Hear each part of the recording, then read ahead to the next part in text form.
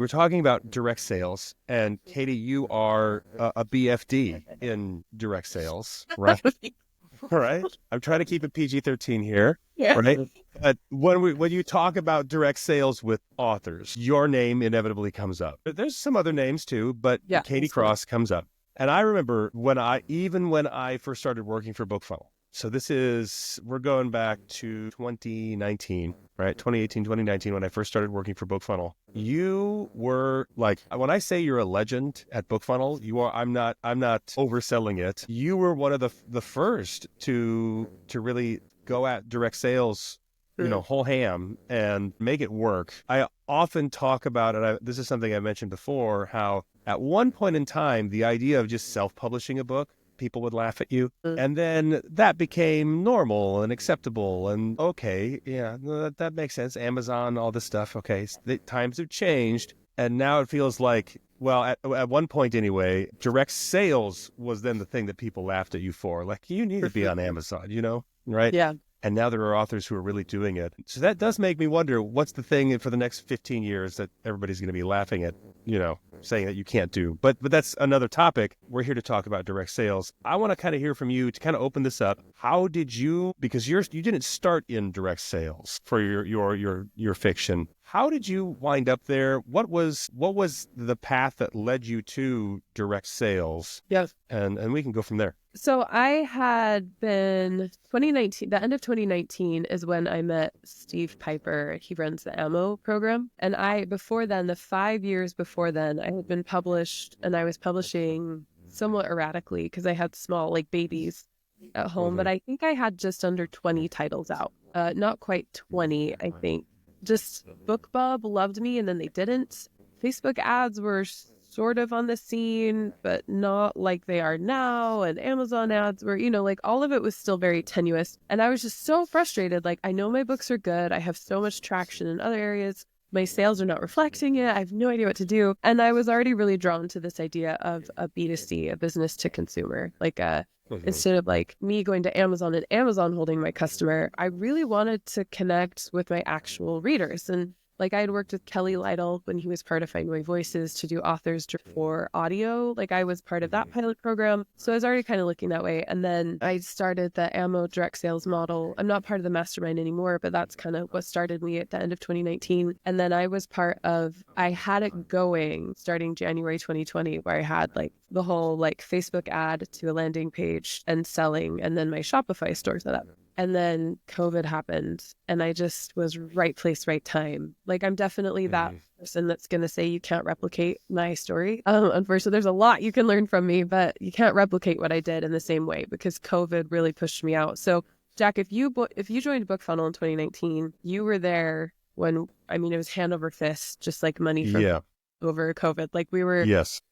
At some days I was spending like $4,000 a day in ads. We did like $250,000 in ads on Facebook that year because there was just no one else was. And so I was like, here, making money just selling books by the thousands, right? So that was probably, you were there for that, like, whole thing. And then the funny thing about direct sales is it's never, just like the publishing market, it's never stagnant. So you have to adapt to it. And so what I've learned over the past really 5 years is direct sales is my home base, but you always have to find new ways to make it work. You have to change your direction, you have to change your model, change your focus. But really, B2C is my direct. I am direct to my reader. I never say the word direct sales to my reader because that's a like internal author. Sure. But I'm always like, you can buy from my website, you can buy from me. And that's like the core of what I offer is that relationship with my reader. And more than just sales, but in everything. Kind of where it began and started developing. Yeah. Yeah. And there's a lot of advantages. I know when we had you on a couple months back for a talk on Facebook ads with Damon. Yeah. The one thing that I remember you saying that kind of stood out to me is you do get to engage more with your readers because they are your readers. Not to, you own their, right, not them literally, but you know what I mean? When somebody buys from you on Amazon, you don't get their contact information. You don't have the ability to follow up with them and all of those other platforms. Amazon is the one selling them the book. Amazon wants to send them recommendations. Amazon wants to do all that stuff. And sure, you can try to build a mailing list and all that stuff. But that, I imagine, is just much easier to do when they're buying direct from you in the first place from the get-go. Absolutely. Yeah. Yeah. 100%. Yeah. And then if anything, even if they never buy from me, it provides me an opportunity to learn from and connect with them. Like, it gives me an opportunity to warm them up through my email and say, this is what I offer, blah, blah. Like, it's amazing how many people will not open the first, second, third, fourth, but they'll open the fifth email. And then all of a sudden it's action, right? Like, Yeah. with Amazon, they might see my books 20 times and I would never know. But on my email, like, at least track, like, well, they opened this email, not this email. And that alone is like, well, then that subject is probably better. Now I have more data. I can make better decisions versus, I don't know, like, I threw it up on Amazon. Right. There's so And it worked. Yeah. There's some magic to it with Amazon for sure, I think, where you don't know everything that goes into baking the cake. And with direct sales, you have, it's a double-edged sword. And I'm sure you could speak to that because it's not all sunshine and rainbows, right? And maybe we can get into some of that because there's some addition, like, you have to be Amazon then, right? Essentially, you have to do all the things that Amazon is doing because that's what readers kind of tend to expect, right? In terms of customer service, all that stuff, right? Deliverability. And then BookFunnel can obviously help with that. We have tools for that, but that's something that you kind of have to take on. But then the benefit of that is that you get that access to your readers in a way that you don't get on Amazon. So on that note, like, what would you say are some of the biggest challenges you've had to face with direct sales that maybe you weren't expecting, or, you know? Yeah. The biggest challenge in direct sales, at least that I think I've combated the most consistently over the 5 years, it's really visibility. You have to pay to play, right? Yeah. Or you have to write to play. So for the last 5 years, I've run ads to the first, so 20 through 2020 and 2021, I ran ads all of those years. I stopped running ads in 2023 and 24. I didn't run any ads for 2 years.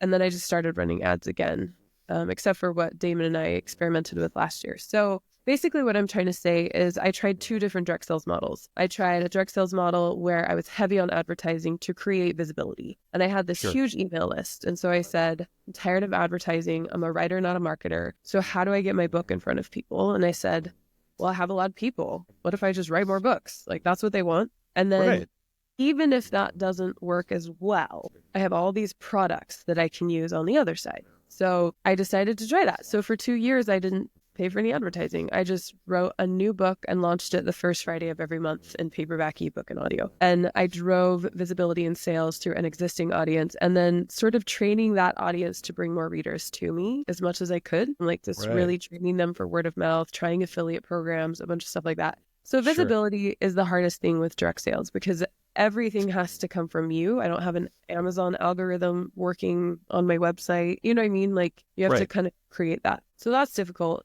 The next thing that sort of stems from that is, even if you are creating your visibility somehow, you're creating the visibility. So you have to decide, like, how much of my time budget goes to marketing, so I'm getting visible. How much of my time budget goes to new product creation? The hard part about our jobs as self-publishers and entrepreneurs, I don't think enough of us think of ourselves as entrepreneurs, is most businesses, the CEO, the driver of the company, is not doing the creative work of the company. Right. But we are doing the creative work of the company and driving it. So that creates just this really weird, how do I do both? Like, how can I hack this so that I'm both handling the business side and the actual product creation side, which is just you'll still get that if you're not direct, but when you're direct and creating your own visibility, I think it can be just a little harder because it's a little bit higher of a hill climb because you're battling for SEO and stuff. Yeah. So you mentioned something that was really interesting before we go off onto anything else. You mentioned like affiliate programs and some like referrals.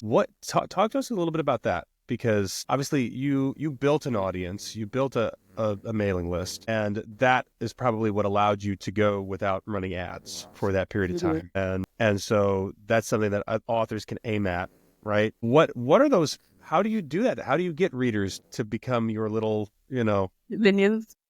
your minions, right? And bring more readers to your audience and grow your audience with your audience. What are some of the things that you implemented? That's a great question. Because Shopify has so many apps that can connect to it, and Shopify is my website, katiecrossbooks.com. They have stuff like GoAff Pro, which is an affiliate program where you can basically sign up with them and bring people in as affiliates so that every time someone makes a purchase, if they do it either through an affiliate link or like with a code, they get a discount, and that affiliate is tracked through GoAff Pro. Like Kim, for example, gets her sister Holly to buy a couple of my paperbacks. Holly puts the code in, then Kim is going to earn like a 10% kickback.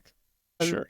Beautiful program. Most entrepreneurs use it in a bunch of different ways, right? It's one of the biggest ways to like actually build expansion and audience. Authors don't use it as much because it seems like there's a lot more back end work. I liked it. We tried a couple different things where I had like set aside a special email list. I got my rock stars who were excited about it to tune in. I would meet with them once a month to iron out the issues. I kind of had an issue. I can't remember what it was with GoAff Pro.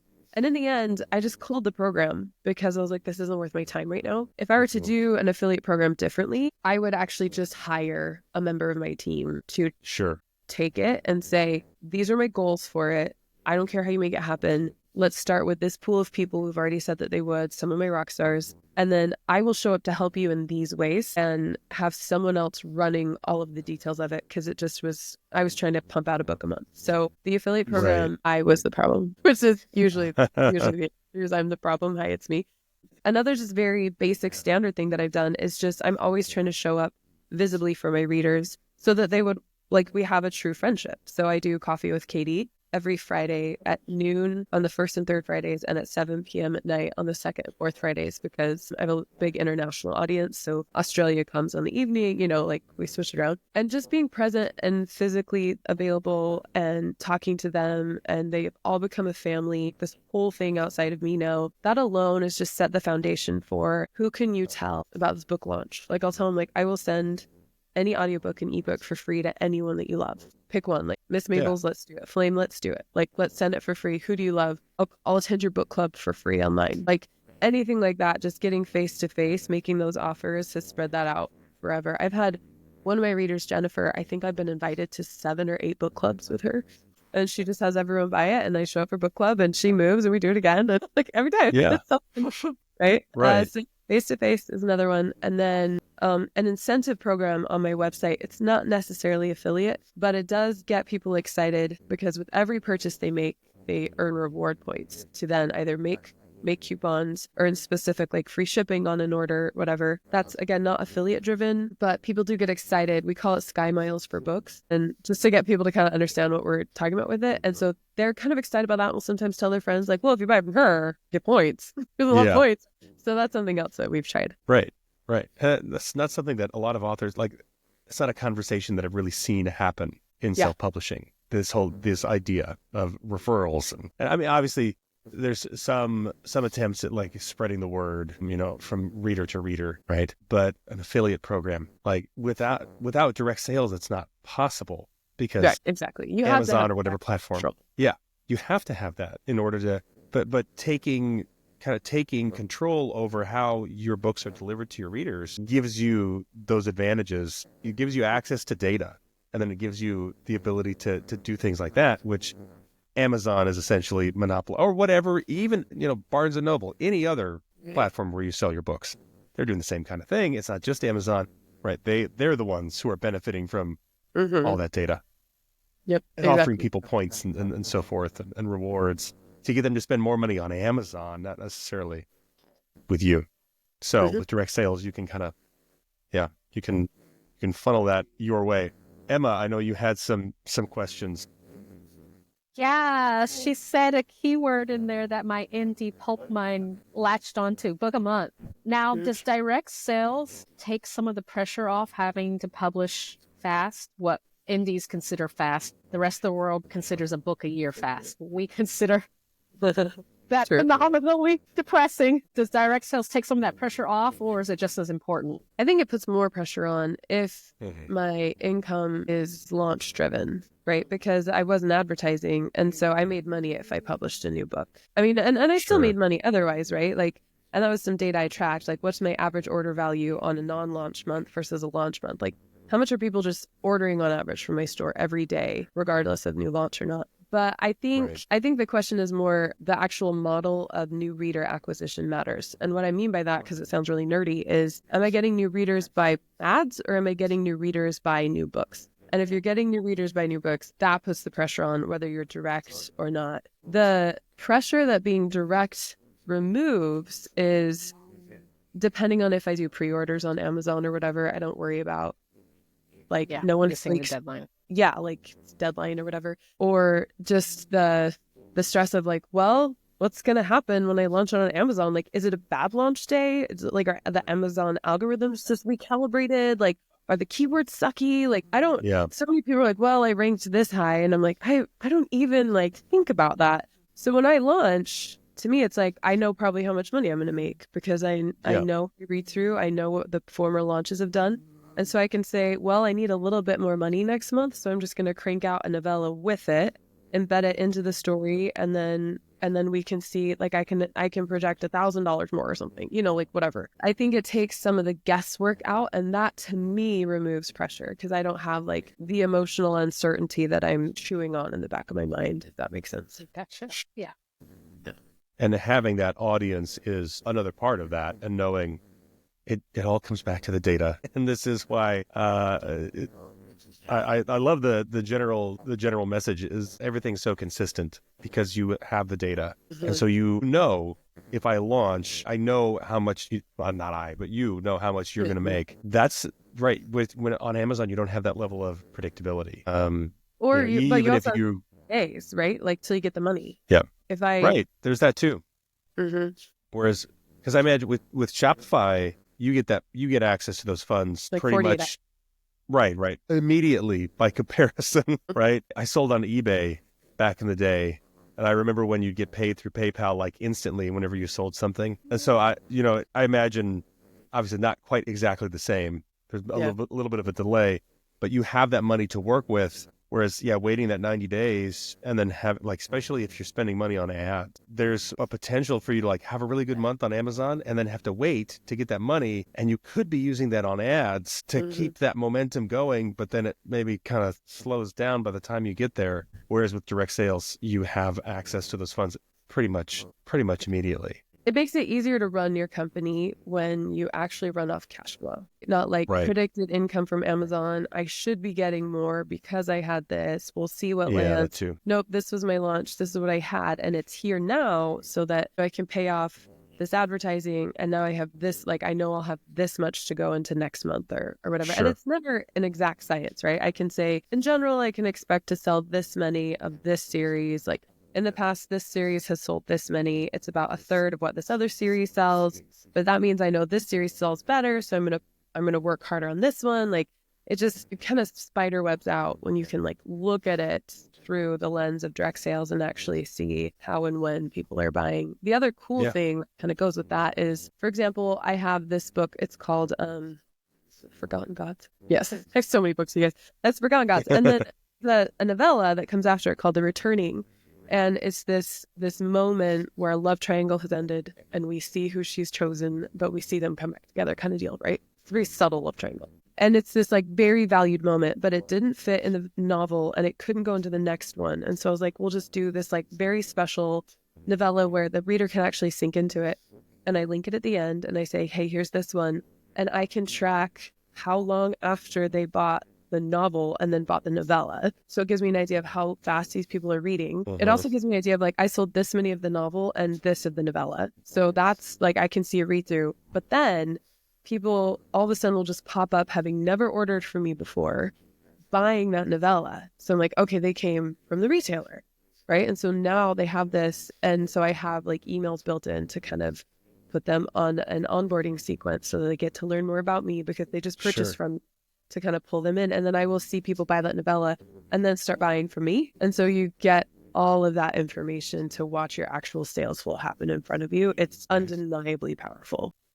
Right. That was actually one of my questions was, do you purposefully direct people that purchased from Amazon and I don't know if you have your books on Kobo, Barnes and Noble, and any of the Mhm. others. Yeah. But do you specifically start like trying to get them and I guess you just answered that with the novella, yeah, if you bought this one book and now you're buying this little novella, you're coming to me without any other sales. And that obviously is telling you that. Do you have other points of entry where you do that? Or is it just that one that you're seeing that with the novella? No, we have it's like a game that we play. Like, how can we get people off of Amazon and into Katie Cross books? We call it KCB. So it's like a game for us, like catnip. We love it. Like, how do we do this? So for all of our novels now, like moving forward, it's been I think since last year or so, I create a short story within the novel that you don't have to read, but is highly valued and desired by the readers, right? So at the end, I'll say, hey, so any ebook that goes up on all the retailers, I distribute through Draft to Digital, BookFunnel, Kobo Writing Life, and KDB. Those are and Lulu for paperbacks. So any of them that go not to BookFunnel. So BookFunnel is always my special one. If they did not come to me through BookFunnel, there is a thing at the end of the ebook that just says, hey, I have this story that explains XYZ plot thing, or this additional romantic scene, something very highly valued that I built into the story. This is important. It can't be just a scene. It's something built into the story that can only be answered by the short story.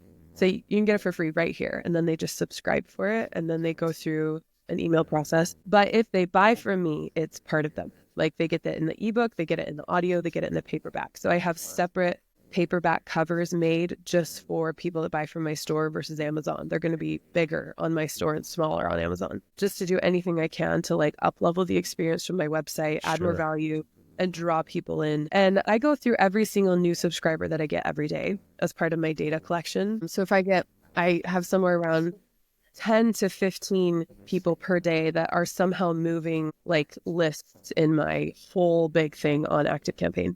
And I go through every single one so that I see what's happening where, who's doing what. And what I see is people who've never purchased from my website that are on all of these extra lists coming from the retailers to get those bonus scenes. So, and then they go through my onboarding sequence. And then if they have certain criteria like interactions, responses, purchases, anything, they go onto my weekly newsletter list, which they have to qualify for. So those bonus scenes are big entry points. The novella is a big entry point. I have Facebook ads that I run. My website has an offer, we have a bunch of different feelers out there to pull people in, but across the board, the thing that works the most is the link at the end of the book they just finished to buy the next one on my website. Almost every single time. It's I can look at a new conversion I've never seen before, and it came from, I use reader links through Author Helper Suite. It comes from reader links almost every time.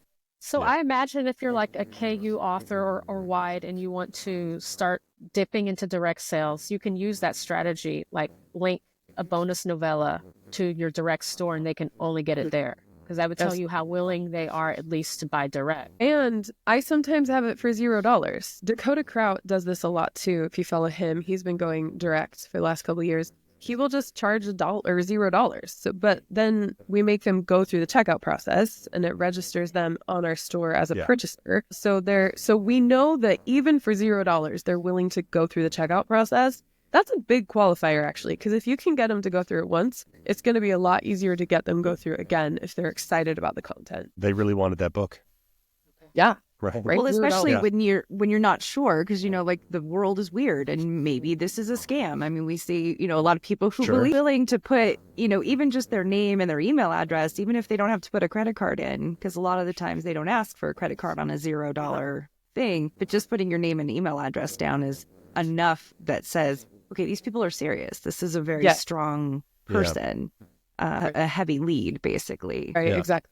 Any author can do this, actually. It's something that I recommend authors who are participating in BookFunnel sales promos do. Mm-hmm. So even if your book is in, let's say you have a reader magnet. Let's say all your books are in KU, but you have a reader magnet that you're putting in BookFunnel promos. Start a direct store, put your reader magnet on it for free, and start people going through this process. And if you're not doing it in any other way, do it in a BookFunnel sales promo, because you can use a universal book link to point to your direct store and have people go through that process. And you can start gathering some of this data. And most of those stores, Shopify will integrate with your mailing list service. PayHip will integrate with your mailing list service, so you can add them directly on your automations. I just have to plug this here because it's the thing that I know I've mentioned before. And so for authors who are like, well, how would I like approach that from like, I'm over here doing KU and you're over here doing direct sales. Like, how do I start building that bridge? And I think that's put your reader magnets on a direct store for free and start driving some traffic there. And then you have something you can experiment with and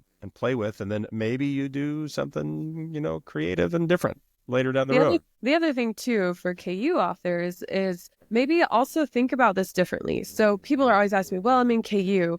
And what I always want to say is then stay there. Like you obviously, like especially if it's working for you, stick that strategy right there and then just create something else to go direct with. Yeah. That's adjacent. So I'm doing the reverse. So Audible Studios just acquired a 5-book clean romantasy series that I'm narrating with them. And so the whole plan is I'll launch it direct to my website for a month and then it'll go in and stay in KU. Like I'm not even going to put it anywhere else. It's just my store and Amazon and all of them will just be KU books. I'm not going to try to of course I'm going to reward my people for buying from me, right? And they get it early and it's great. But for everyone else, it's going into KU and they will read it there and it will be a KU book. So it's same, but different. And then it actually creates a totally different income stream that you don't have to try to cross-pollinate. Like you don't have to make one thing be the other. We're authors. So just go write more books and then write them to the audience that exists there. So I'm writing these clean romantasy to the KU audience based on other clean romantasy books that I'm reading. And it's not at all what I'm doing on my direct sales. So my current direct sales is Alcara, and that is where Alcara's business model will always be like this, right? And Alestra is my new one. Alestra will probably always just be KU. So that's think about this differently is the advice that I usually give people that bring up KU.